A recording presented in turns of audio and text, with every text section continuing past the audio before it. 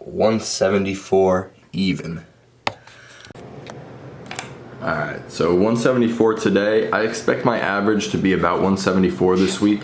Started the week off Monday at 175.2, Tuesday 174.4, again 174.4 on Wednesday, 174 even on Thursday, Friday 172.4, and then today, Saturday, 174. So tomorrow I expect my weight to not be much different than today, and that'll put my average about 174, about 3 pounds down from last week. So most of this water is coming off. Hopefully soon we can start getting into some of this fat as well, but that's what my weight's looking like, so yeah. Alright, so I'm still eating 2,500 calories, and I think I'm gonna switch it up once my average weight has been the same for 3 weeks in a row. I might lower the calories maybe to 2,400 and then also introduce 100 calories or 200 calories of cardio every other day. I'll figure that out when I get there, but once my average weight is the same for 3 weeks in a row, that's when I'm gonna start switching it up. And just to mention, if you're trying to lose weight or gain weight or anything, I really recommend tracking your weekly averages instead of just day to day.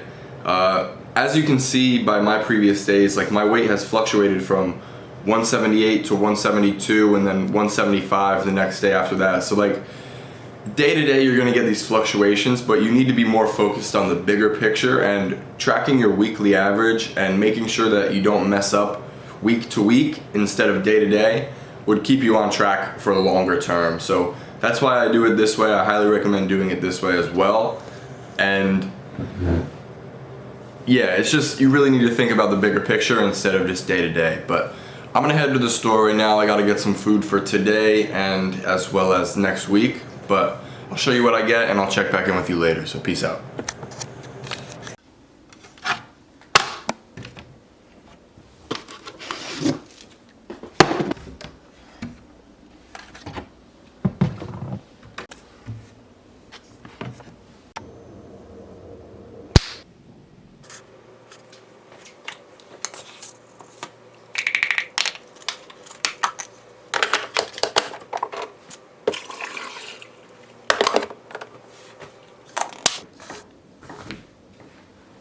Alright, so before I head to the store, I'm gonna have my first meal right now so it's not too late before I get it in. It's just 100 grams of oatmeal, 40 grams of peanut butter, a mug of black coffee, and then this big cup of water. So I'm gonna have this, go to the store, and check back in when I get back, so peace.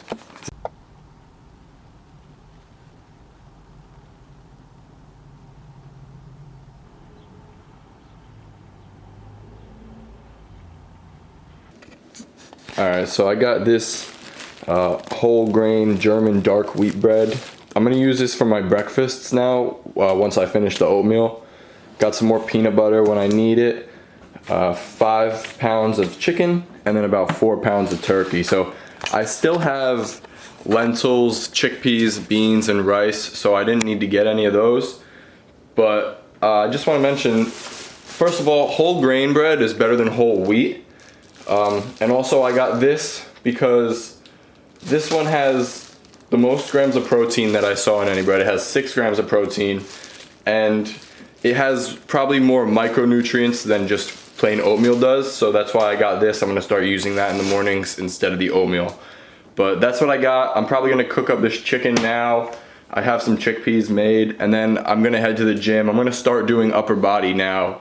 It's been about 20 weeks post-surgery, and I've been doing physical therapy for probably about anywhere from 16 to 18 weeks now, so I definitely can start getting back into the movement patterns and start putting my shoulder under stress at different angles and stuff. So that's what I'm gonna do. Definitely not gonna go heavy at all, but just run through the workout, get my body used to getting on the push-pull leg off program, and we'll see what happens after that. But I'm gonna cook up this food and I'll catch back in with you guys after I get back from the gym. Alright, what's going on? So I just got back from the gym. I'll put the workout up on the screen right here. It's only 1 out of the 2 push days. I think this one's kind of like less intense than the other one, but regardless, it's still a good workout. I just got back and this was waiting for me on the front porch. Hubsan Zeno Pro drone. So that's gonna be fun to mess around with. I'm gonna bust this open right now. I'm gonna heat up some chicken that I made earlier for my third meal today. And then in a little bit, I'm going to the golf range with one of my friends.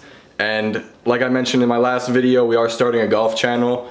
Hopefully it should be up soon. We're trying to think of a name and just kind of coming up with some ideas for content right now. It's the winter, so I mean the conditions aren't really the best for going out and playing an actual round, but we'll figure it out. But I'll put the link in the description when we make the channel, so stay on the lookout for that. I'm gonna mess around with this drone and eat my meal, and I'll check back in with you later, so peace. All right, what's up? So it's about 3 o'clock right now. I just got back from the range. I'm gonna cook up my last 2 meals. I'm gonna have a cup of lentils, a quarter cup of rice, and 8 ounces of ground turkey, and also a tablespoon of coconut oil. It's gonna be mixed in with the lentils and rice. But I wasn't able to get any drone shots today, unfortunately, because I don't think I'm able to set it up inside. I think it needs more room, and it's raining pretty bad outside, so hopefully sometime this week I'll be able to set it up outside, and then in the next video I'll get some drone shots. But like I said, it's about 3 o'clock. I'm gonna wrap the video up here. I'm just gonna chill, edit this video, and then I don't know what I'm gonna do for the rest of the day, but I'll catch you guys in the next video, so thank you for watching. Alright, what's up? So it's Sunday today. I was gonna post this video yesterday, but while I was editing it, I had to take a break for a while, and when I came back, some of the clips were messed up, some were deleted, and that happened to me twice. So I figured I would just get some clips today and then edit all the videos at once today. That'll provide for longer content and just, I don't know, more diversity, I guess. But I was just outside messing with the drone, and I'm not gonna lie, it's pretty hard to fly. I crashed it into a bush, but it's okay, luckily. It's a little bit windy today, so it probably wasn't the best idea to take it out for the first time. But regardless, it's fine. I got some experience with it. Definitely need more though. But right now, I'm gonna head downstairs and I'm gonna do some foam rolling and some resistance band work to strengthen my shoulder. It's about 1 o'clock. I haven't had a meal yet, and probably I'm gonna have a meal and then do the resistance band work. So I'll show you guys that.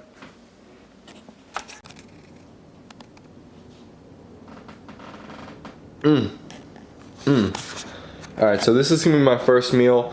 This is gonna be my second slice of this, but it's 40 grams of peanut butter, 70 grams of banana, and then 1 slice of the whole grain German dark wheat bread. But I'm gonna eat that. So in total, I had 2 slices of the bread, 140 grams of banana, and 80 grams of peanut butter, and then I sprinkled some cinnamon on there just for a little touch. I highly recommend the cinnamon if you don't put that on your peanut butter, banana, peanut butter jelly, anything, but cinnamon adds a nice little flavor to it. So I'm gonna head downstairs, do that resistance band stuff, the foam rolling, and I'll show you guys that. Alright, so basically what I do for foam rolling is I'll start with my adductors, so that's the inside of my leg. Basically what foam rolling is, it's called self-myofascial release. So it's applying pressure to reduce the tension in the muscle. So that's what I'm doing here. And then after I do my adductors, I'll transition into like my abductors, so the outside of my leg, and also my glutes. I get some lower back pain in my left side.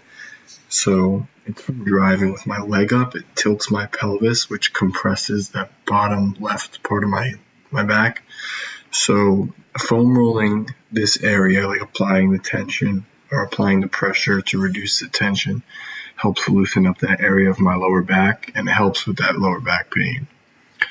So after I hit my glute, I'll transition into my hamstrings. Everything's going to be about 20 to 25 seconds each, and then I'll repeat this whole process 3 times. So I'll do both hamstrings at the same time, or sometimes I'll do it individually like you'll see here. But make sure you just really get in, and if you find a knot, just let it sit on it for a little bit and really relieve that tension. But after I do my hamstrings, then I'll transition into my calves, and that's how I finish the foam rolling. So I'll do this 3 times, and I'll make sure I do everything for about 25 seconds. And after I do my foam rolling, I'll hit my quads, and if I'm at the gym, then I'll just foam roll my quads, but at home I have this thing, and this thing's really good for getting each individual head of the quadricep muscle. So quadricep, there's 4 heads, and if you can really like massage and relieve the tension in each of the heads, you'll create a lot more separation and definition in the quad. So I highly recommend you try this. I also sometimes use the street hockey ball on my quads, just dig it in there, or I use that on my glute to relieve that tension in my lower back. But try this out as well. Next time you do foam rolling or anything like that, try this. And then for the resistance band work, I just did these overhead ones where I'm bringing my hands from overhead down to shoulder height. And then I like using the resistance band because it changes the strength curve. Basically, the strength curve is where a lift is more difficult or easier than another. So when you're up and your hands are closer together, with the resistance band, it's going to be easier, and then it's obviously going to get harder as you go apart. So you can kind of feel where you might be stiff and kind of work that area and like progressively get out further, more resistance. So that's why I like using the resistance band. Now I'm doing kind of like more of a rear delt fly where my hands are going from in front of my body to the side. And then after I do that, then I do like single arm from the hip up above the head. So each time I'm doing 10 reps, and then I'll do 3 sets of this as well. So as you can see here, I'm kind of going from hip level up above my head, and this is really good to just loosen up the shoulders. All the resistance band work is very good to loosen up everything and get everything nice and warm for an actual workout, or just strengthen up the shoulders like I'm doing here. Alright, so I'm going to wrap the video up here. It's about 4 o'clock right now. I have just ate my second meal. It was just 8 ounces of chicken. I'm going to ice my shoulder. I'm going to take a nap. And then I'm probably going to have my last meal or my third meal around like 5 or 6. But yeah, I'm going to wrap the video up here. Thank you for watching, and I'll see you next week.